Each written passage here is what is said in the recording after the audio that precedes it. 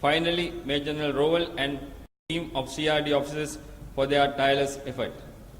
As the Director General of the CRD, I wish that this national conference will provide an excellent opportunity for all of you to exchange innovative ideas, demonstrate cutting-edge technologies, and to present inspiring applications. Thank you.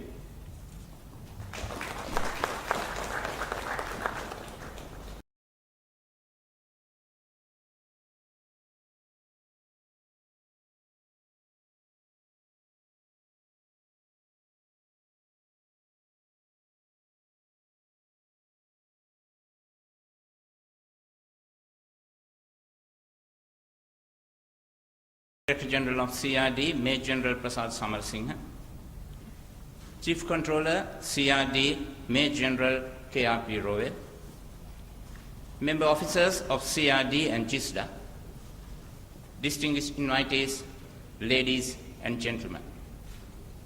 It is an honor and a privilege to deliver the keynote at this landmark conference. This conference is a clear demonstration of the vision and commitment of Ministry of Defense and its agencies towards national security and fostering of sustainable growth. Instead of telling you what products can be developed using geospatial technologies, I felt that it is prudent to use this morning to take you on a geospatial philosophy tour. At first, let me tell you about the global perception on geospatial technology applications on the context of economic growth. Our country, with a per capita GDP of approximately $3,000, has just cleared the boundary of a low-income country. Our next target is the status of low middle-income country, which is approximately $4,000.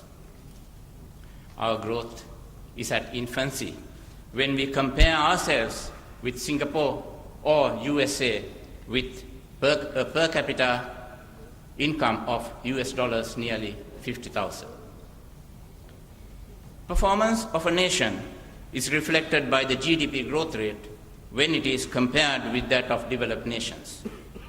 In simple terms, it means that if a country could achieve a high growth rate, then the development would be faster. When we talk about economic growth, it is important to know that there are two categories of growth. One is called endogenous growth, and the other one is known as catch-up growth. In the world, developing economies similar to our country start the journey towards development by drawing on the technologies and organizational systems practiced and developed by the leading countries. Strategy is to import technology from abroad rather than developing at home and achieve development at a faster rate. This growth, which is achieved by following the leading regions, leading nations, is called catch-up growth. On the other hand, there is endogenous growth, which is the growing mechanism of the technological leaders of the developed nations. This category aims at innovations that cause a growth in the GDP. This is created by scaling up own research and development. World over, this scaling up has caused a chain reaction of new systems leading to economic growth. Therefore, even if a country starts with the catch-up growth, it is endogenous growth that would finally sustain the growth and enable reaching the desired target. Since the Industrial Revolution in 1750, 6 waves of technology changes have been identified in the world. They are called conductive waves. Each of these have lasted approximately 50 years. First was the era of steam engine around the year 1800. Second is the railway and steel around 1850. Third is electrification and chemicals around 1900. Fourth is the age of petroleum and automobiles. The fifth, around 1970, is the wave of information and communication technology, which we know commonly as ICT. Now, the sixth, which started around 2010 and we are experiencing now, is called the era of intelligent technologies, or the knowledge economy. This is the background of the global technological development, which is the backbone of world economic development. It is important to note that we are now in the era of intelligent technologies. Combining the advances in space science, satellite systems, the achievements of the ICT era, the world is now making inroads to carry out geopositioning, mapping, spatial planning, and countless other geographic applications.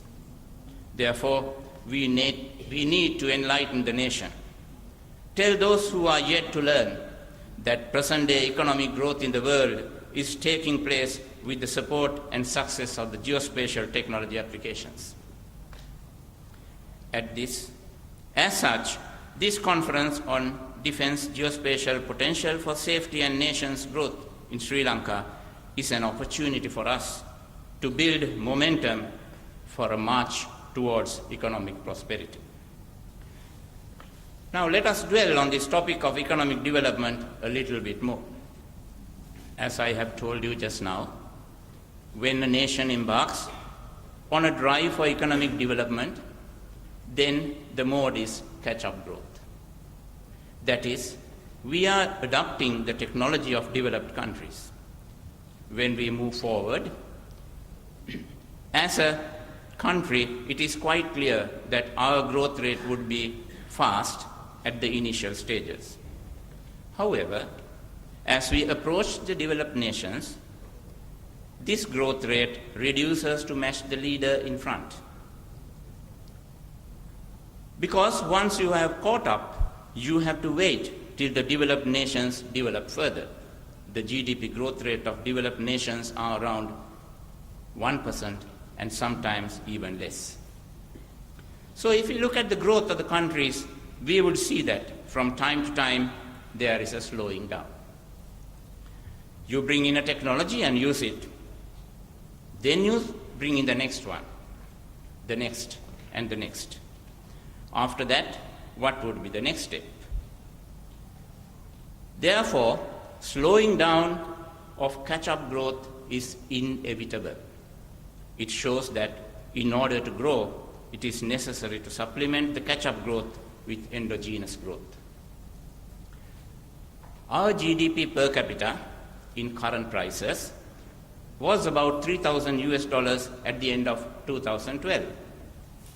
We grew at a rate of 8.2% in 2010, and at that time the GDP was around $2,400.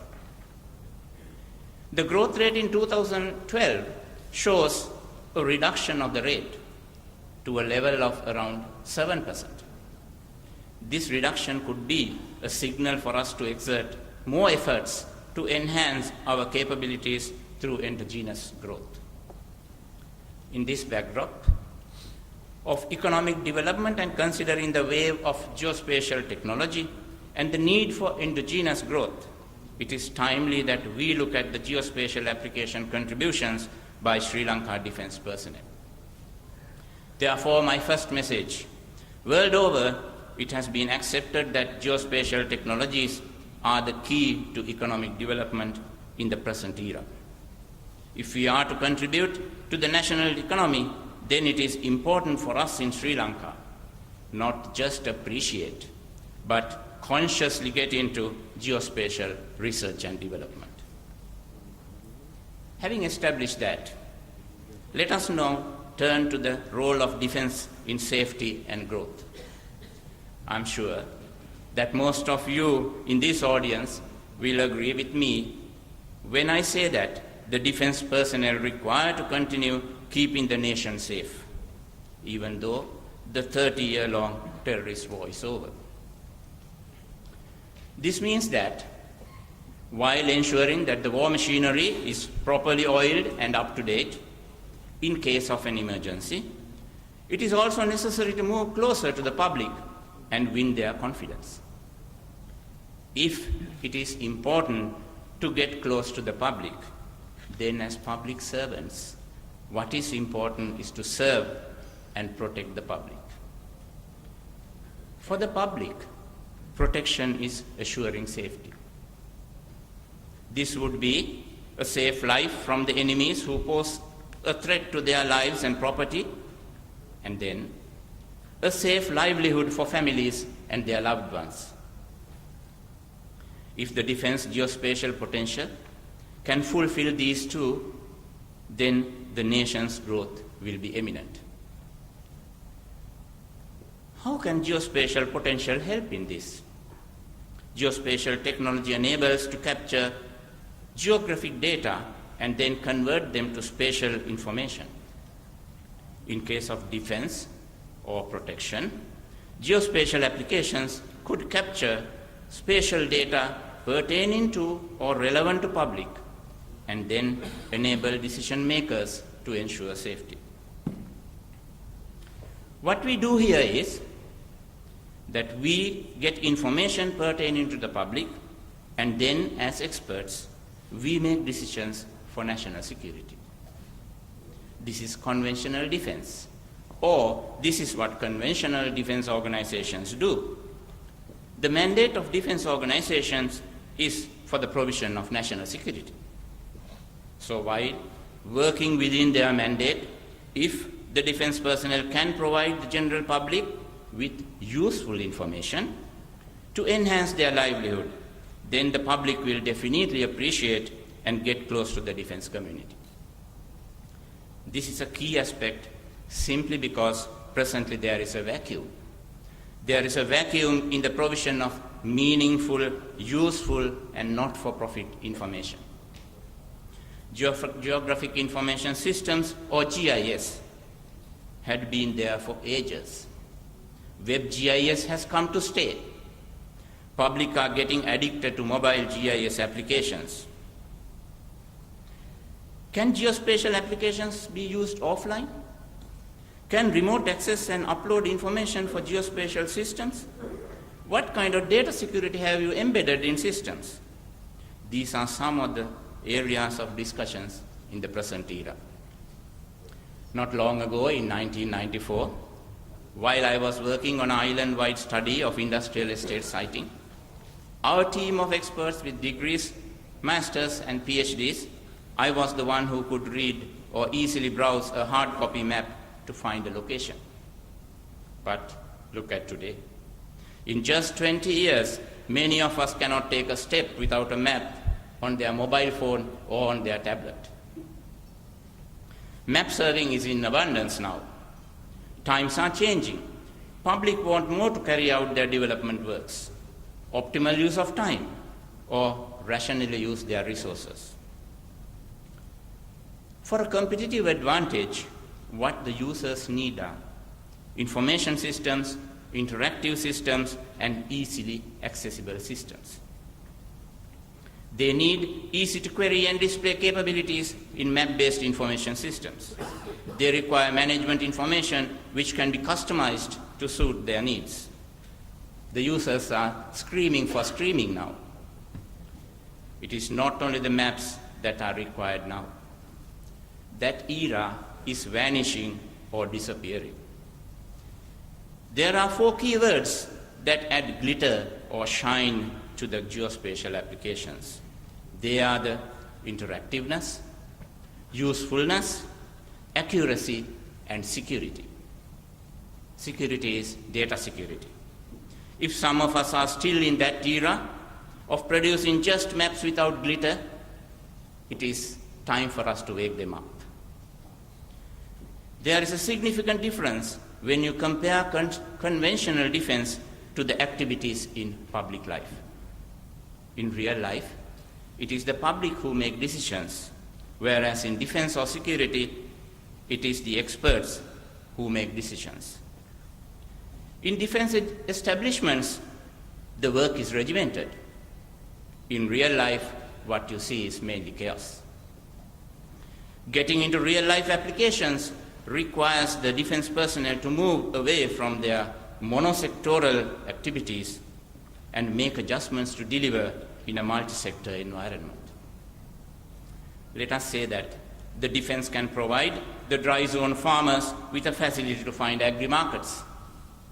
Let us say the defense geospatial platform enables the urban customer to reach a rural bio-farmer, buy the desired vegetables and rice, and then get the purchase delivered via the usual transport network. This is not a big deal. We know that now today's long-distance buses transport small packets from Batticaloa to Colombo, Badulla to Colombo and back. So the system in place, or the capability is there. The void is in the information and geographic visualization of such information. Worldwide, information systems are fighting to overcome the monopoly of middlemen. We know how our dry zone is kept poor by the middlemen. Geospatial applications can help the nation to go to the rescue of the poor in the dry zone of our country. Those of you who have been in Munaragala, Ampara, Mulativ, Mena or Putlam would know the plight of the farmers. They not only fight hard to sell their produce, they also struggle to manage their water due to poor infrastructure. Today's geospatial technology can bring to light such attention-needy infrastructure requirements that if defense personnel can become their spokesmen, when such people seek funding from the state institutions or otherwise, then who would not come close to the defense personnel? Defense personnel scattered around the country can provide valuable tourist information for web-based interactive maps in order to support both travelers and local economies. I can go on telling such examples, but let me concentrate on the core of or the essence of this conference. There are three things defense geospatial potential can do very easily. One, you can support to save the nation from the enemy by providing geographic information to the experts. You can provide public information back to the public for livelihood enhancement. And you can collect public information to liaise with the responsible agencies to become the spokesperson of the poor and solve their grievances. Now it's time to talk about the development of geospatial applications, which we have potential to contribute. When I talk about geospatial applications, I'm not referring to just maps. I'm referring to map-based information systems that are capable of generating alternate solutions or alternative scenarios for decision making. Let us say that I am being presented with a geospatial application. Then there are two important things which would make me interested in that application. The first thing I would look for is the capability to produce geographic information I desire. And then I would compare the speed at which those information are delivered to me. When I compare the result with the conventional system I am used to. Next, I would immediately question the reliability of that information. I would ask about the persons who carried out the development, their credentials, the approach, how the algorithms were developed, how the information models were calibrated and verified.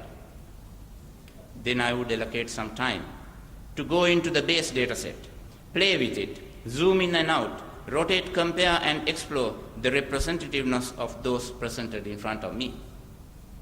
I would look at the algorithms used. I would compare the result from the geospatial system with my prior knowledge. If I do not have time to do all this, then I will ask for an independent second opinion. That is called verification of the application prior to using it in real life. Even after doing all these verifications, I would fire a question or two to get answers from the geospatial system before I drop my conventional system and opt for the new geospatial application. As I describe this, some of you might say, isn't it the way we do things when we carry out important tasks? Yes, we do. Some might also say, aren't you overcautious?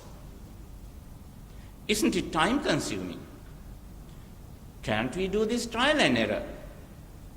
The simple answer is, who would like to trust a non-scientific, non-verified application to make critical decisions for our nation? Now, my point is that those who develop geospatial applications should do it right, or should learn to do it right. It is extremely important that adequate research is done prior to development of geospatial tools for projects. First, it is necessary to identify the objectives and then to critically evaluate them. It is important that reinventing the wheel is not on the table. Next, develop a scientific methodology to carry out the task. Do a literature survey and identify the state of the art. Collect the data, check the data and develop algorithms, then execute the job. Once done, verify the results. These are accepted methodologies. Follow them. Then document your work so that the next developer does not have to start from the scratch.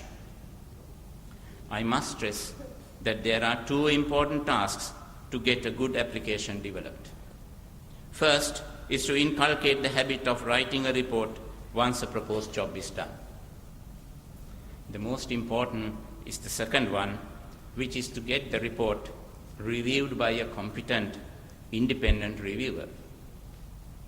Once these two are in place, in the mechanism, the rest of the components would fall in line. A demonstration of right action would build the confidence of the users while assuring the sustenance of the developers and the product itself. I'm proud to say that at GISDA, members are good at the theoretical concepts of geospatial technology applications. They are well trained in real-life application development. GISDA members have written scientific reports on their work. Now, those who got involved have peer-reviewed journal publications on geospatial applications to their credit. In 2008, through journal publications, GISDA highlighted the urgent need of a national spatial data infrastructure. We can now witness the commencement of this activity with cabinet approval. The defense geospatial potential is not definitely at its infancy, as many outsiders would think. Potential of GISDA has grown for nearly 8 years. It is on a solid foundation and would enable moving from strength to strength. My message today is a very simple one. The defense geospatial potential is of immense importance to national safety and growth.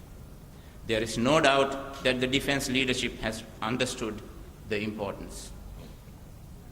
Vision to establish a center for research and development and a clear identification of the need to have a strategic geospatial unit called GISDA 8 years ago exhibits the commitment. The machinery is aligned in the right direction. The task of the day is to evaluate the critical mass that is required to make contributions to get close to the public and play the needy role of helping the country to grow. A critical mass in times of facilities, scientific methods, capable personnel, their numbers, and commitment at ground level for geospatial applications would be the key to lift the status of the country. Technical presentations scheduled to follow today would provide food for thought. I'm certain that this conference would be a great success. Thank you very much.